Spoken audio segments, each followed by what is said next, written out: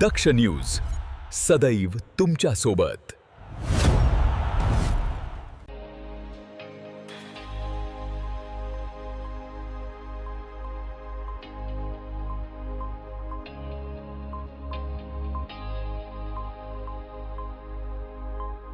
दिंडोरी तालुक्यातील वनारवाडी येथील डमाळे वस्तीवर अज्ञात चोरट्यांनी घरफोडी करून 1.25 लाख रुपयांचा ऐवज लंपास केल्याची घटना घडली। या घटनेमुळे परिसरात भीतीचे वातावरण निर्माण झाले असून पोलिसांनी अज्ञात चोरट्यांचा शोध सुरू केलाय। मिळालेल्या माहितीनुसार बबन संपत डमाळे यांच्या राहत्या घरी 5 ऑगस्टच्या रात्री ते 6 ऑगस्टच्या पहाटेच्या दरम्यान अज्ञात चोरट्यांनी घराच्या सिमेंट पत्र्याचे हुक काढून आत प्रवेश केला।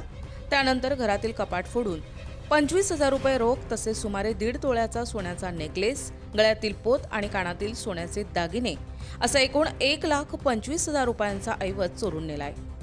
घटनेची माहिती मिळताच दिंडोरी पोलिसांनी घटनास्थळी धाव घेत पंचनामा केला। तसेच पुरावे संकलित करण्यासाठी डॉग स्क्वॉड आणि फिंगरप्रिंट तज्ज्ञ पथकाची मदत घेण्यात आली।